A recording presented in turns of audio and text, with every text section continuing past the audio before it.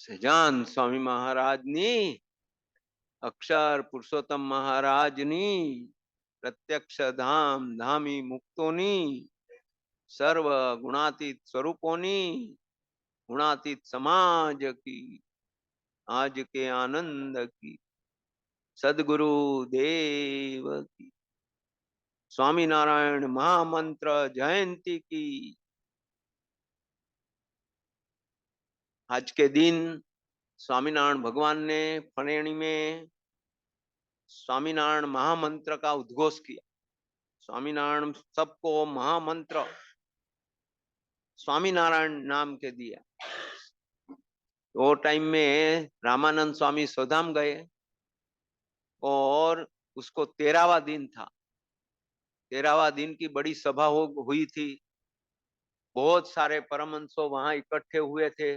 बहुत सारे परमहंसों थे। बड़ी सभा हुई थी।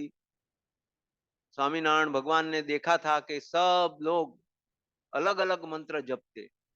कोई ओम नमः शिवाय, ओम नमः शिवाय, ओम नमः शिवाय जपते थे। कोई श्री कृष्ण शरणम मम, श्री कृष्ण शरणम मम वो मंत्र जपते थे। कोई ओ राम राम राम राम मंत्र जपते थे। कोई हनुमान जी का मंत्र जपते थे। कोई गणेश जी का मंत्र जपते थे। कोई माता जी का मंत्र जपते थे। कोई गायत्री मंत्र जपते थे। सब अलग अलग मंत्र कई सब जप करते थे। वो दिन स्वामीनारायण भगवान ने बोल्ड और सबको मंत्र दिया कि आज से सब एक ही मंत्र जपो। और वो मंत्र है स्वामीनारायण स्वामीनारायण स्वामीनारायण। और स्वामीनारायण भगवान ने अपना मंत्र स्वयं दिया स्वामीनारायण। भगवान स्वामीनारायण का नाम था सहजानंद स्वामी और गुरु ने दूसरा नाम दिया था नारायण मुनि। तो इसे कहा जाता है कि भगवान ने सहजानंद स्वामी का स्वामी और नारायण मुनि का नारायण ऐसा लेके स्वामीनारायण मंत्र जपा। बाद में आगे आगे उसकी बहुत रिसर्च होती गई और बोलते स्वामी नारायण, मैं स्वामी नारायण का भजन करता हूँ, ब्रह्मरूप होके और ब्रह्म की भक्ति करता हूँ। ऐसा भी स्वामीनारायण मंत्र का अर्थ है। तो ऐसे स्वामीनारायण मंत्र भगवान ने दिया। बहुत सारा उसका महिमा भी बताया। जय स्वामी नारायण नाम ले से तेना बधा पातक व्याणी से। कल हमने स्वामीनारायण भगवान का जो मध्य का 13 वचनामृत पढ़ा, अद्भुत वचनामृत। स्वामीनारायण भगवान ने अपने स्वरूप का ज्ञान स्वयं दिया। धीरे धीरे धीरे धीरे दे के भगवान ने बोला मैं सर्व अवतार का अवतारी हूं, पूर्ण पुरुषोत्तम नारायण हूं। और ऐसा जो मान के भजन करेंगे उनको कोई दोष स्वभाव प्रकृति कुछ रहेगी नहीं। वो चाहे बहुत पढ़े लिखे हैं, बहुत विद्वान है, या तो एकदम अभण है, या तो कुछ जानता नहीं है, कोई भी उसको नियम धर्म वगैरह में भी उसकी कुछ ये नहीं है, तो भी जो ऐसा मानेंगे ये स्वामीनारायण भगवान पूर्ण पुरुषोत्तम नारायण सहजानंद स्वामी है, उनका सब दोष स्वभाव प्रकृति टल जाए। सच्चे दिल से मानो। सच्चे दिल से मानना बहुत कठिन है। तो इस स्वामीनारायण भगवान ने देखा कि ये भाई मानने में बहुत कसर रहेगी, तो सबको बोलते हैं वो जो तेज में भगवान बैठे हैं वो मैं हूं। अगर ऐसा नहीं मान सकते हो तो इतना तो मानो कि वो तेज में जो भगवान बैठे हुए हैं वो भगवान को मैं देख रहा हूं, अखंड देख रहा हूं, इतना तो मानो। मगर वो मानना और वो मानना उसमें आसमान जमीन का फर्क। कोई बोले नरेंद्र मोदी बोले कि मेरे को मानो, मैं नरेंद्र मोदी प्राइम मिनिस्टर हूं। बाद में वो नरेंद्र मोदी बोलेंगे कोई बात नहीं, मेरे को न मानो तो कोई नहीं, मेरे को नरेंद्र मोदी का पीए समझो। तो पीए में और नरेंद्र मोदी में जितना फर्क है इतना ये समझण में। भगवान को मानना और भगवान के ऐसे रूप को मानना कि भाई ये देखते हैं, उसमें आसमान जमीन का फर्क है। जो सच्चे हृदय से मानते हैं उनका तो काम होता है, मगर उनका वचन से अनंत लोगों का काम होता है। ऐसा नहीं, वो जो बोलेगा वो हो जाएगा। इतना पावर भगवान उसमें देते हैं जो मानते हैं उसको। और उतना ही नहीं, जो हरि भक्त के ऊपर वो जो ये करते हैं, दृष्टि करते हैं, उसका तो कल्याण होता ही है, मगर उनकी 7 पीढ़ी तक का कल्याण हो जाता है। उतना पावर है। महाराज ने मुक्तानंद स्वामी को बोला कि मुक्तानंद स्वामी, आपको पता है आपके कांडे में, आपके हाथ में कितना बल है? मुक्तानंद स्वामी बोले नहीं। तो महाराज बोलते हैं जैसे गोफन में पत्थर डाल के उसको घुमा के फेंकते हैं, तो जितना हाथ में जोर होता है उतना वो दूर जाता है। तो आपके हाथ में इतना बल है, आपके कांडे में इतना बल है कि आप कोई जीव के ऊपर दृष्टि करो तो जीव डायरेक्ट अक्षरधाम में जाएगा, 8 आवरण पार अक्षरधाम में पहुंच जाता है। उतना आपकी दृष्टि में, आपके हाथ में बल है। तो ऐसा पावर क्यों है कि स्वामीनारायण भगवान को इसी तरह से मानते थे। और ऐसा पूर्ण पुरुषोत्तम नारायण सहजानंद स्वामी मानते थे, इसलिए वो स्वामीनारायण भगवान के टाइम में एक भगत था, गांव में रहता था, बेचारा एकदम सिंपल भगत था, एकदम बहुत क्या बोलते हैं डिवोटेड भक्त, मगर स्वामीनारायण का नहीं, शंकर भगवान का भगत।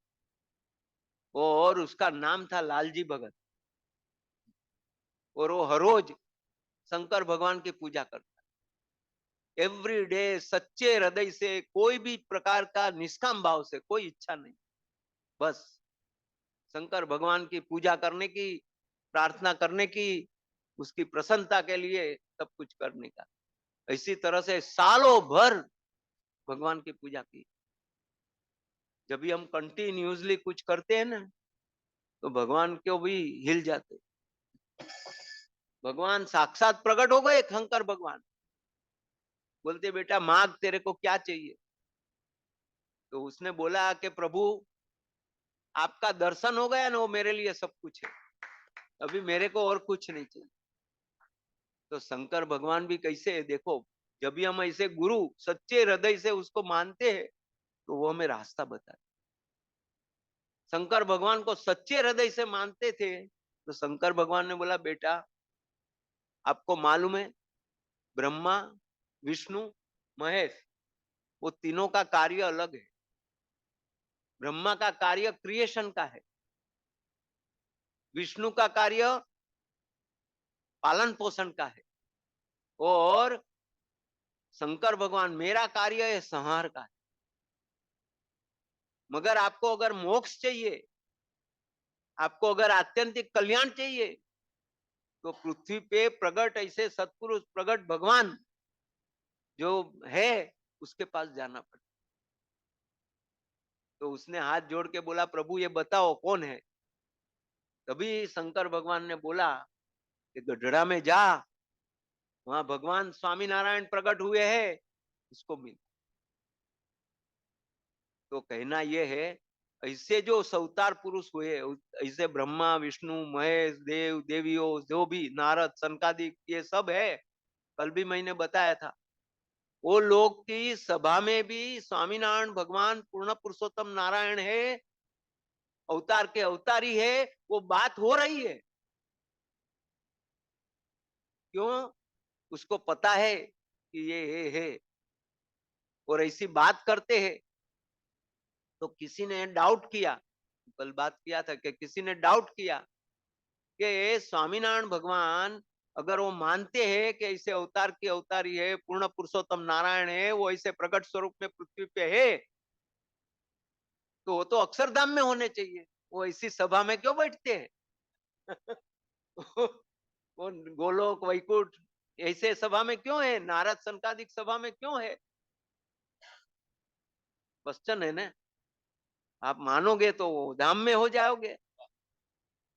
तो उनका आंसर बताया कि ये लोग की आवरदा जितनी है ना, उतनी आवरदा जहां है वहां पूरी करनी पड़ती,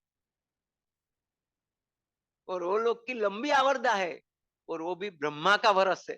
अपना वर्ष नहीं है, इसलिए उनकी लंबी आवरदा में वो मगर बैठे नहीं रहते।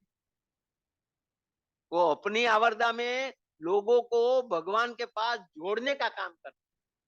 वैसे शंकर भगवान के संपर्क में बहुत सारे भक्त तो आए हैं, हाँ लाइव कैसे, और उसने सबको भगवान में जोड़ा है। और ऐसे शंकर भगवान के भक्त बहुत थे।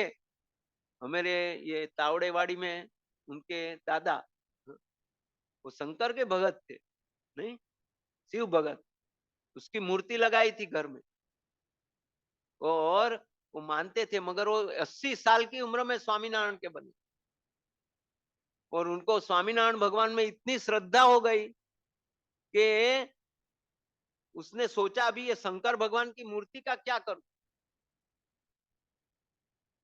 तो आप मानोगे नहीं, रात को चूहा आया, वो मूर्ति को गिरा दिया, गणेश भगवान का वाहन, और स्वामीनारायण भगवान रहे। तो कहना क्या है कि सच्ची भावना भगवान दिखाते हैं, भाई ये जाओ। वो लालजी भगत को भगवान ने, वो शंकर भगवान ने दिखाया, जा स्वामीनारायण। तो ये किसी की निंदा करने की बात नहीं है, किसी को डाउन करने की बात नहीं है, मगर जो है वो फैक्ट है, वो बताने की बात। बाद में वो गया स्वामीनारायण भगवान के पास, गढ़ड़ा में ढूंढते ढूंढते ढूंढते ढूंढते गया। पहले के जमाने में तो travel is a very difficult, ये था 200 साल पहले, चलते चलते जब भी पहुंचा वहां, और जैसा वो गांव के नजदीक आता है गढ़ड़ा के, उसका विचार में दिव्यता दिव्यता दिव्यता होने, हो भाव प्रकट हो गया कि वाह महाराज वाह। ये तो बोलते उसको एकदम ये हो गया कि ओ इधर कोई है, मेरा अंदर इतना अंतर इतना भाव से भाव विभोर हो रहा है। फिर तो गढ़ड़ा में अंदर गया, दादा खाचर के दरबार में पहुंचा, और उसको तो एकदम भाव समाधि हो गई। भगवान का दर्शन करते करते वो वहां बैठे थे, भगवान ने बुलाया, इधर आओ राजू भाई, लालजी भाई इधर आओ। तो लालजी भाई आए, बोलते प्रभु, बोलते भगवान ने पूछा आत्यंतिक कल्याण चाहिए ना?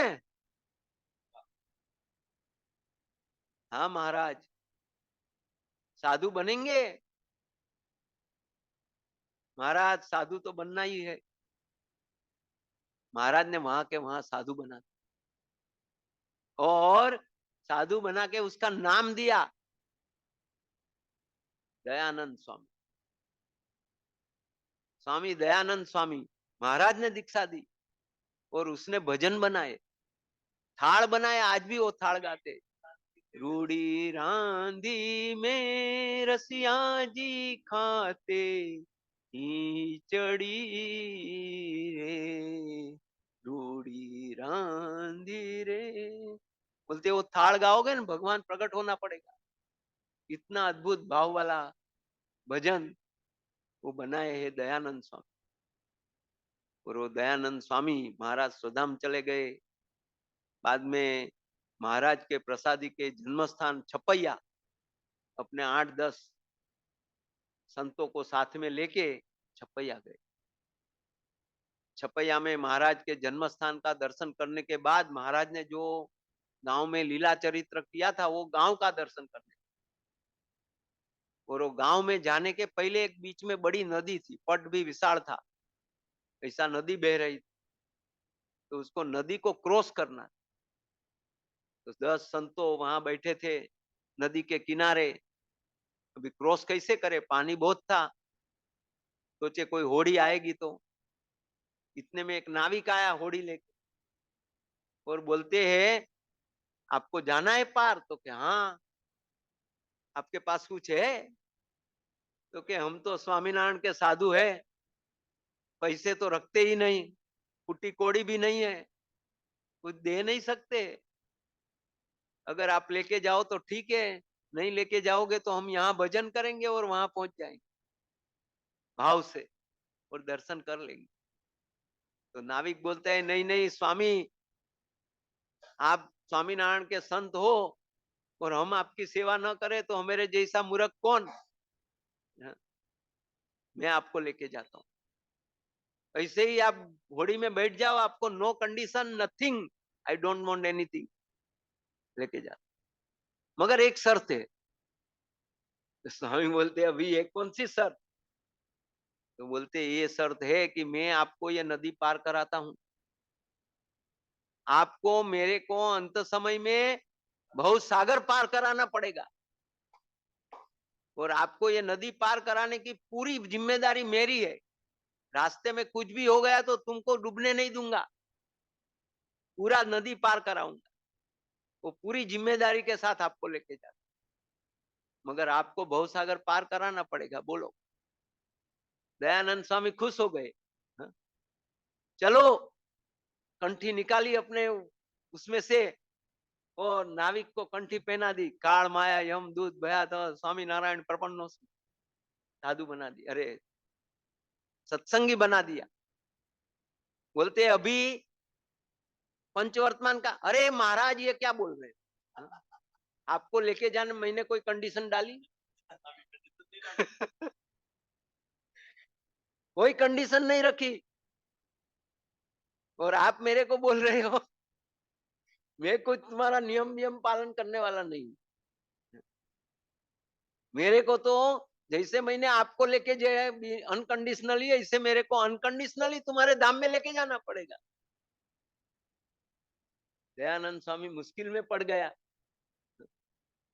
वो टाइम ये संतों भी कितने पावरफुल थे, हाँ? और कितने क्या बोलते एकदम, नहीं नहीं, क्या बोलते सत्यवादी थे ऐसे। हाँ? कोई भी प्रॉमिस करते थे उसके पीछे उसका दिल होता था। तो उसने ये प्रॉमिस कर दिया तो दयानंद स्वामी बाद में कंफ्यूज हो गए कि बोल करना क्या, अभी मैंने तो प्रॉमिस दिया है कि तुम्हारा कल्याण हो जाएगा, तो अभी क्या करूं। महाराज को प्रार्थना। देखो उसने महाराज को जाना था, महाराज का दर्शन इसी तरह से किया था कि ये पूर्ण पुरुषोत्तम नारायण सहजानंद स्वामी अवतार के अवतारी है, ऐसा मान के किया था और इसलिए वो साधु बन गए थे। और शंकर भगवान के वचन से उसने ये माना था, तो दिल में बैठ गया था कि भगवान पूर्ण पुरुषोत्तम नारायण सहजानंद स्वामी अवतार के अवतारी है और वो चाहे वो कर सकते। तो उसने भगवान को प्रार्थना करी कि प्रभु मैंने तो प्रॉमिस भूल दी, दे दी है, गलती भी कर दी है, तो आप सहाय करो। भगवान ने उनको दर्शन दिया वहां ही और बोलते दयानंद तेरा तो दर्शन करे न, उनका तो आत्यंतिक कल्याण होएगा ही, मगर उनके साथ पीढ़ी का कल्याण हो जाएगा। कोई बात नहीं बोलते, तू बोल दे उसको। और उसने बोला हाँ ठीक है, उसको पार कराया। वो नाविक बाद में अपने घर आया वापस, घर आके भोजन भोजन किया, स्नान बान करके सब कुछ तैयार हो गया। भगवान ने सोचा अभी ये पवित्र हो गया है, संतों की सेवा करी है, कंठी भी पहन ली है, अभी और जो जिएगा तो और पाप करेगा। वो वापस उसका प्रारब्ध खड़ा हो जाएगा, इसके बदले में आज ही उसको लेके जाता। और भगवान वही दिन उसको अक्षरधाम में ले। बोलो सहजान स्वामी महाराज की। तो ऐसे भगवान का बहुत बड़ा ये है, अवतार के अवतारी, उसकी बात अलग ही है। गुणातीतानंद स्वामी ने बात में लिखा है तीर और तीर को डालने वाला, वो जैसे अलग है इसी तरह से अवतार अवतारी। उसमें महाराज गुणातीतानंद स्वामी ने तीर का एग्जाम्पल दिया है, धनुष बाण, और धनुष को जिसके हाथ में है वो, तो जो तीर है ना वो अवतार है। वो धनुष्य है, वो जितना खींचेगा उतना तीर में ताकत आएगी। तो धनुष्य है वो ताकत है, बल है। वो और जो डालने वाला है ना वो अवतारी। तो कल ऐसा बात हुआ था ना कि अमिताभ बच्चन डबल रोल में होता है और काम करता है, ऐसा नहीं है। भगवान जिसके ऊपर दृष्टि करते हैं वो काम करने के लिए उसको भगवान उसको शक्ति के साथ भेजते कि भाई तुम्हारे में ये शक्ति दी है, तुम ये काम करके आओ। और वो पावरफुल, वो भगवान का ही काम करते। और इसी तरह से अवतार, सब अवतार धारण होते हैं जो महाराज ने वचनामृत में दूसरा पार्ट में अवतार का सब वर्णन किया है कि वो किसी को श्राप दे भी खई, किसी को वरदान भी दे देते हैं, कभी वरदान भी नहीं देते हैं, श्राप भी नहीं देते हैं। ऐसा बहुत सारे बात उसमें करी है। तो ये पावर भगवान का है। हम भी अंदर में जो बात कर रहे हैं उसका पावर उनका है, नहीं तो ये बात नहीं हो सकती। तो स्वामीनारायण भगवान के चरणों में ये प्रार्थना है, हम इसी तरह से भगवान का जो महिमा वो बताने के लिए ये पूरा मध्य का 13वां वचनामृत है। और बहुत ये वचनामृत पूरा संप्रदाय में सबको मालूम है। मध्य का 13 वचनामृत कल दिनकर भाई ने बहुत बढ़िया बताया। तेज, तेज का वचनामृत, तो तेज का वचनामृत तो उसमें और कुछ है ही नहीं। तो के तेज जो हमें दिखता है वही पूर्ण पुरुषोत्तम नारायण सजान स्वामी अवतार के अवतार ये वो बताना चाहते हैं। तो इससे हे महाराज, हे स्वामी, ये बात को मेरे जीव में हमेशा दृढ़ करके रखे, कुछ भी हो जाए। और वही सब करने वाले हैं, कराने वाले हैं, सब कुछ आगे आगे सब मार्गदर्शन देने वाले हैं, सूझ देने वाले, बल देने वाले, वही सबसे होता है। तो हम उनके सेवक बन के, दासानुदास बन के जीवन जिए, यही प्रार्थना। सेजान स्वामी महाराज की जय।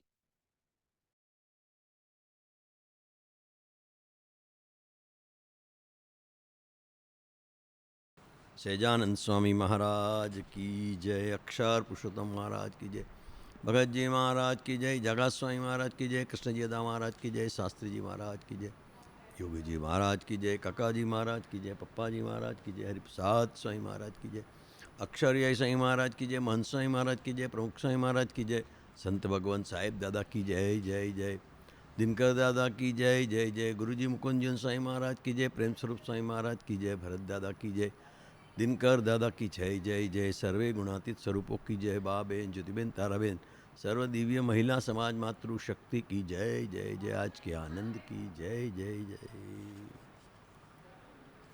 वचनामृत मध्य 13, लास्ट टाइम बात किया था कि इतना लंबा है कि शायद यू मे नीड 3-4 सेशंस। पहला सेशन किया, पहले सेशन में क्या हुआ, we had a fabulous amazing experience of Maharaj. जब भी महाराज ने ओरडा का पद जेह धामने पामीने प्राणी वो गाया तो महाराज लाइव, और उसमें भी जब भी विजय स्वामी, माधव स्वामी और छोटे स्वामी आए तो अद्भुत उनका, महाराज ने संतों के साथ महाराज आते ही है तो महाराज ने अपने हाजिरी की अनुभूति हमको कराई। आइए, जो थोड़ा सेकंड पार्ट ऑफ वचनामृत था, जो सम्यक निर्दोष बुद्धि के ऊपर काका जी जोर देते थे, काका जी ने वो समझाया है। और करोड़ों धन्यवाद हो हरिप्रसाद स्वामी जी को।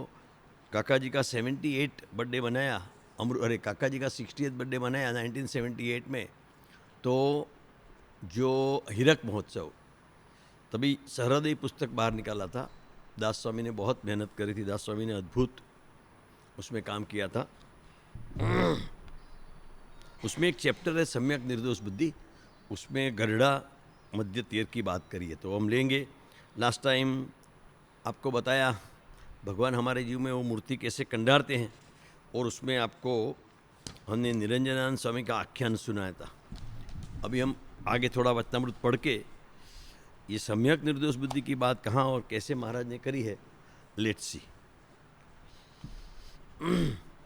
स्वामीनारायण पार्ट 2 मध्य 13। स्वामीनारायण और उस हृदयाकाश में अतिशय तेज दिखाई पड़ता है। जैसे वर्षा काल में आकाश में सर्वत्र बादल छाए रहते हैं, वैसे ही मेरे हृदय में सर्वत्र तेज की बात करी है। तेज ही तेज व्याप्त हो रहा है। तो ये बात हमने आगे पढ़ी थी, तो थोड़ा मैं स्किप करूँगा और उसमें महाराज जो प्रत्यक्ष पे लाते हैं वहाँ पे लेके जाता हूँ। यह जो एक रस तेज है उसे आत्मा कहें या ब्रह्म कहें अथवा अक्षरधाम कहे, तथा उस प्रकार में भगवान की जो मूर्ति है उसे आत्मा का तत्व कहे अथवा परब्रह्म एवं पुरुषोत्तम कहे, वही भगवान अपनी इच्छा से जीवों के कल्याण के लिए रामकृष्णादि रूप को धारण करके युग युग प्रकट होते हैं। यद्यपि वे भगवान इस लोक से मनुष्य सदस्य दिखाई पड़ते हैं, तथापि वे मनुष्य जैसे नहीं है, वो तो अक्षरधाम के स्वामी है। श्री कृष्ण भगवान ने गीता में कहा है, न तद्भास्यते सूर्यो न शशांको न पावकः यद्गत्वा न निवर्तन्ते तद्धाम परमं गमम्। ये जो प्रत्यक्ष की बात करी है कि ऐसे भगवान मनुष्य रूप धारण करते हैं। और लास्ट टाइम जैसे आपको समझाया था कि ब्रह्मा भी, तो वो थोड़ा प्रसंग लेते हैं। ब्रह्मा ने खुद भगवान को, जैसे अभी वैराट ब्रह्मा ने प्रार्थना किया महाराज को लाने के लिए, तो ब्रह्मा ने खुद प्रार्थना करी थी भगवान को आने के लिए। श्री कृष्ण भगवान जमुना जी के कांठे पे गोपियों के साथ आनंद कर रहे थे, उसमें माखन की छोड़ उठती थी। तो ब्रह्मा को लगा कि मैं मछली बन जाऊं, और जब ही कृष्ण भगवान अपनी थाली धोने के लिए आएंगे और थाली उसका प्रसादी का टिप्पा मेरे को पड़ेगा, लेकिन भगवान जी का नाम उसने चेंज कर दिया गेम। उसने थाली वहाँ साफ करने का गया ही नहीं। जो भरवाड़ लोग थाली कैसे साफ करते हैं, धूल से साफ करते हैं, एकदम चकाचक कर देते हैं, पता ही नहीं चलता है। तो ऐसे साफ किया। तो जब ये धूल वाले साफ करते थे और भरवाड़ विद्या महाराज ने करी और दही कोणी से चाटा, तभी वो चरित्र देख के ब्रह्मा बोल उठे, न हो ये तो परब्रह्म नहीं हो सकता है। जो मैंने गाया था, नंद के आनंद में नाचे है वो परब्रह्म, वही एक वेदांत का, लेकिन वो नहीं धार सका। तो ये मजकूर है प्रत्यक्ष का। और जो भाव टूटते हैं वो सम्यक निर्दोष बुद्धि की बात काका जी ने चैप्टर नंबर 12 सरदी पुस्तक में करी है। सम्यक निर्दोष बुद्धि ऐसी रहस्य की बात गढ़रा मध्य 13 में कही है। मैं अक्षरधाम का हूँ, आप भी अक्षरधाम के हो, सब दिव्य प्रकाशित स्वरूप हो। यह रहस्य समझ में आ जाए तो जीव में अखंड अहो भाव रहता है। और यही बात समझाने के लिए महाराज ने हमें प्रगट सत्पुरुष, प्रगट गुणादि सत्पुरुष भेंट दिए हैं। काका जी बोलते थे कि सूर्य के रथ में अंधारू हो नहीं सकता है। तो ये कालजा फटे ऐसी बात है। लेकिन जब साबरकाठा में योगी जी महाराज का विचरण था, तो बापा और काका एक ही गाड़ी में बैठे थे।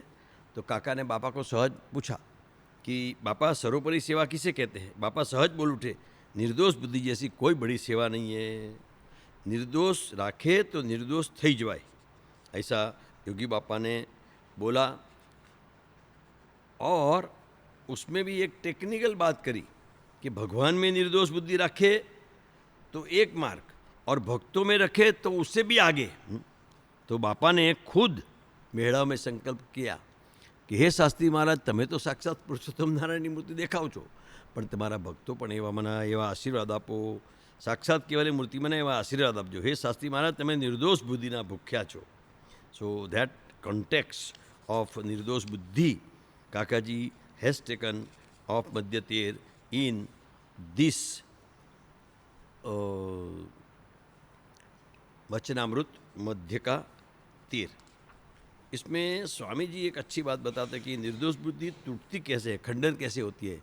तो 3 बब्बा बताते थे महाराज हरिप्रसाद स्वामी। 1 बालक बुद्धि, 2 बरोबरियापणु, और तीसरा बाह्य दृष्टि। तो पहला दो है ना, वही मेन है, बाह्य दृष्टि और बालकपणु। नादानियत में हम न करने का कर बैठते हैं और भगवान के साथ का संबंध टूट जाता है। तो वो स्थूल रीते हैं। स्थूल रीते बड़े पुरुष के साथ रहते हैं, तो उसके सिवा कोई भी पदार्थ, व्यक्ति या प्रसंग में प्रीति रहे तो निर्दोष बुद्धि का खंडन हो जाता है। सेकंड, सूक्ष्म रीते, अंतर का सूक्ष्म कजिया भी भयंकर होता है, तो उसमें भी मन को पहचान देना चाहिए और अवारनवार अंतर को तपास करना चाहिए। तमें अंतरनी आंखें ओळखो, अंतर की आंख से देखो। और तीसरा, सत्संग करते करते संत के आशीर्वाद में अपने में पावर आ जाए, बरोबरियापणु, वो है तो मैं भी हूँ, मेरे में भी पावर है। तो वो 3 प्रकार से सम्यक निर्दोष बुद्धि रखने में हमें ये वहाँ प्रार्थना काम लगती है कि हे महाराज, क्या तमें न क्या हूँ, क्या मैं आज्ञा, कहाँ आप सूर्य नारायण, कहाँ मैं लहरी, कहाँ आप दरिया, कहाँ मैं अल्पज्ञ, कहाँ आप सर्वज्ञ। ये काका जी बताते थे और हमको कहते थे कि हमें इस प्रकार प्रार्थना करके निर्दोष बुद्धि मांगनी है, निर्दोष बुद्धि में रहना है। काका जी तो खुद बोलते थे, उनके ही वर्ड में बोलता हूँ, मेरे को शास्त्री महाराज मिले तभी से मेरा कल्याण तो हो गया है, मेरा दर्शन कर से, मेरी बात सुनेगा उसका भी कल्याण। मैंने प्रगट पड़ा पुरुषोत्तम आज आनंद अंतर छाए रहे हो। और मैं शास्त्री महाराज के जोग में आया, बाद में मेरे को योगी जी महाराज में सानिध्य तक शास्त्री जी महाराज या योगी जी महाराज के एक भी चरित्र में मनुष्य भाव नहीं आया है, एक भी चरित्र में। छोटे थे, अपने को सबको मालूम है, वो प्रसंग था रसूलिया दाढ़ी में। शास्त्री महाराज ने ऐसा प्रसंग ग्रहण किया कि निर्दोष बुद्धि रहे ही नहीं, फिर भी काका जी बोले दिव्य है, निर्दोष है। वो शास्त्री जी महाराज बैठे थे, तो सभा में सब जा रहे थे, तो आगे शास्त्री महाराज रूम में थे, बाहर सब कोलाहल बात हो रही थी। तो शास्त्री महाराज ने पूछा आगे कुछ, तो कि क्या, मुझे तो मालूम ही नहीं किसकी बात कर रहे हो। तो शास्त्री महाराज ने धब्बा मारा, वाह तेरा ध्यान मेरी तरफ है, तेरा ध्यान दूसरी तरफ है ही नहीं, राजीपा बता दिया। तो ये निर्दोष बुद्धि की बात है। शास्त्री महाराज के पास काका जी थे, तो पढ़ने जाना था लंदन, तो दर्शन करने गए। तो देखो ये बहुत सूक्ष्म बात है। दर्शन करने गए ना, तो शास्त्री महाराज के पैर में सूजन आ गया था, तो पैर फूल गए थे। तो मन में होता है ना कि ये क्या, मैं तो चरणाविंद का दर्शन करने आया। तो शास्त्री महाराज ने बोला वहाँ क्या देख रहे हैं, यहाँ देख, यहाँ सब कुछ है। तो देखा तो शास्त्री महाराज की मूर्ति में प्रकाश दिखा। तो ऐसे सब प्रसंग में काका जी को, शास्त्री महाराज, जोगी महाराज, सब में बहुत सारे प्रसंग है काका जी के तो ऐसे, बट कभी भी ऐसे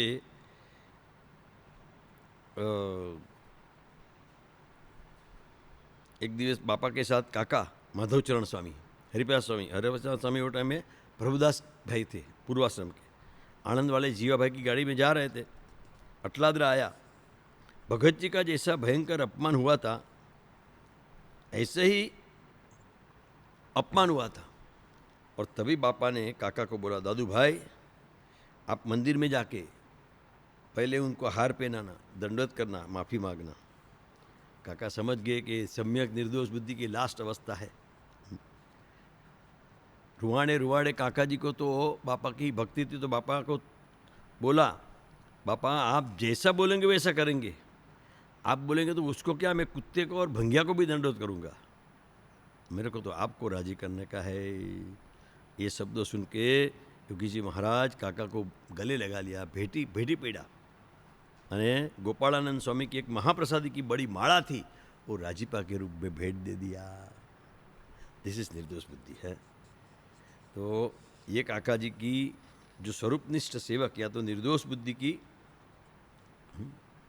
काका जी को बापा ने आशीर्वाद दिया कि जाओ। काका जी के जन्मदिन के ऊपर एक बार बापा ने आशीर्वाद बरसाता बोला, सहज बोला कि जाओ आप तो लाखों का कल्याण करोगे। तो काका ने बोला विनम्रता से, बापा लाखों का कल्याण तो आपके वचन से करोड़ का हो जाएगा, बट आप खरेखर राजी त्या हो तो आप मुझे अखंड निर्दोष बुद्धि रहे ऐसे आशीर्वाद दो। वो सुन के बापा ने बोला, તમે તો બીજાને નિર્દોષ બુદ્ધિ ધરાવ, તમે તો નિર્દોષ બુદ્ધિના રાજા છો. वो तभी बोला था, તમે તો બધાને निर्दोष बुद्धि दृढ़ करावशो. काका जी की निर्दोष बुद्धि के फल स्वरूप आज गुणातीत समाज अक्षरधाम का सुख लेता हुआ ऐसे बहुत सारे मुक्त हो गए हैं. इस तरह से निर्दोष बुद्धि वही अक्षर पुरुषोत्तम की उपासना में साधना की शुरुआत है और सम्यक निर्दोष बुद्धि वो साधना की पूर्णा होती है. तो ऐसे सूरत सम्राट निर्दोष बुद्धि के राजा काका जी के चरणों में प्रार्थना करते हैं कि ये जो निर्दोष बुद्धि की बात है वो बात आप हमें सिद्ध करना. और ये अक्षरातीत जो पुरुषोत्तम भगवान है वे ही समस्त अवतारों के कारण हैं और सभी अवतार के पुरुषोत्तम उसमें से ही प्रकट होते हैं और पुरुषोत्तम में ही पुनः लीन हो जाते हैं. जो व्यापकानंद स्वामी का प्रसंग दिखा के आपको बोला था वो. और जब मूर्ति धारण करके पुनः अंतर्ध्यान हो जाते हैं तब भगवान की वही मूर्ति कभी मनुष्य की तरह इस पृथ्वी पर पड़ी रहती है. जैसे भगवान की डेड बॉडी देखते हो तो पड़ी रहती है. जैसे रुक्मणी जी ने श्री कृष्ण की मूर्ति को गोदी में लेकर जल मरी तथा ऋषभदेव की देह दावानल में दिखती हुई जल गई, ऐसा भी होता है. लेकिन वो जन्म कर्म च में दिव्य, वो सब डिवाइन डिवाइन डिवाइन डिवाइन है. ऐसा महाराज उसमें और जो बाद में जो काका जी ने आशीर्वाद दिया था प्रत्यक्ष संजीवनी में, वो बात महाराज करते हैं कि अगर ऐसी स्वरूप की दृढ़ता हो जाए तो निर्माण, निर्लोभ, निष्काम, निस्वाद, निस्नेह आदि वर्तमान को पालन सहज में हो जाएगा. उसमें कभी शिथिलता नहीं आएगी. वो वर्तमान पालन में कभी भी शिथिलता नहीं आएगी. और इसीलिए महाराज ने आशीर्वाद देते हुए बोला कि यह वार्ता समझ में बरोबर आ गई हो तो प्रारब्धवश कभी कभी उच्च नीच देह प्राप्त हुई या तो भरत जी को जैसे मृगला का प्राप्त हुआ तो भी तुम कल्याण के मार्ग से पढ़ोगे नहीं, आपकी संस्कृति पड़ेगी नहीं. तो ये सूरत भाव और निर्दोष बुद्धि की ज़बरदस्त बात काका जी ने की. निरंजनानंद स्वामी का आख्यान तो मैंने पार्ट 1 में ऑलरेडी सुनाया था. एक दूसरा ऐसा भव्य प्रसंग है योगी बापा का, सरस एक सहजानंद, पेज नंबर 191. एक बार राजकोट मंदिर में चौगान में बोरडी के झाड़ नीचे, जहाँ गोपालानंद स्वामी हरिप्रसादी की बोरडी, गुरुहरि योगी जी महाराज सभा भर के बैठे थे. एक सेवक ने सहज प्रश्न पूछा, बापा गोपालानंद स्वामी का संकल्प से ये बोरडी ने अपना स्वभाव छोड़ दिया और अभी उसमें कांटा होता ही नहीं है, तो हमको भी लगे हुए ऐसे पंच विषय की कांटा दूर कर दो ना. तभी मार्मिक हंसते हंसते साईं बापा बोला, शास्त्री जी महाराज को निर्दोष मानोगे, अपना नाम तो नहीं तेरी, शास्त्री जी महाराज को निर्दोष मानोगे तो आपका भी कांटा निकल जाएगा. बाद में स्वामी बापा अनादिमूल अक्षरमूर्ति श्री कृष्ण जी दयाल की डेयरी में दर्शन करने गए. दर्शन करके डेयरी आगे बैठे और वचनामृत मध्य तेर, ये बात योगी महाराज ने कृष्ण जी आके डेयरी में बोला था. प्रभाव में आके बोला कि महाराज ने यहाँ कहा है कि ये स्वरूप की जो यथार्थ पहचान हो जाएगी तो कामादिक दोष जीतने में प्रयास नहीं करना पड़ेगा. बापा की ये प्रसादी की परवाणी का ऐसा सचोट शब्द सुन के हम तो आनंद विभोर हो गए. जो भक्त ने भी ये पूछा था वो भी सब आनंद विभोर हो गए. और जो मैंने बोला कि योगी बापा ने ऐसी भी ऐसा मांगा, वो भी सरस एक सहजानंद में लिखा है, पेज नंबर 214, कि भगवान के प्रति निर्दोष बुद्धि तो 50% और भक्तों में भी निर्दोष बुद्धि रखोगे तो 100%. जो मेड़ाओं में संकल्प में योगी बापा जी ने बोला. तो अर्जुन और जनक का भी एग्जाम्पल है. अर्जुन को कृष्ण भगवान बार बार बोलते हैं, देखा हमारा जनक, देखा हमारा जनक, लेकिन अर्जुन को भार नहीं था. लेकिन जब भी जनक की स्थिति देखी तभी अर्जुन को लगा, वाह, भगवान का भक्त का महिमा समझाया. तो हमें भी ये कंक्लूजन में भगवान और भगवान के दोनों के महिमा समझ के जो महाराज ने लास्ट में बोला कि इस प्रकार श्री जी महाराज ने अपने भक्तजनों को शिक्षा देने के लिए अपने पुरुषोत्तम होने की वार्ता परोक्ष रूप से कही. यह बात सुनकर समस्त साधुओं तथा हरिभक्त को यह दृढ़ता की अक्षर रूप तेजपुंज में जिस मूर्ति के रहने की बात की गई है वही प्रत्यक्ष प्रमाण श्रीजी महाराज ही है। इति वचनामृतम। इस तरह से गढ़रा मध्य तेर का आज सेकंड पार्ट भी कंप्लीट हुआ। बोलो सहजानंद स्वामी महाराज की जय जय जय। महाराज ने बोला इस बात की बरोबर घेर बिठा के रखना, इस बात को नित्य फ्रेश रखना, नित्य नवीन रखना। तो हे महाराज हे स्वामी, ये बात हमारे लिए नित्य नवीन रहे, यही प्रार्थना। बोलो सहजानंद स्वामी महाराज की जय जय जय। अक्षर पुरुषोत्तम महाराज की जय जय।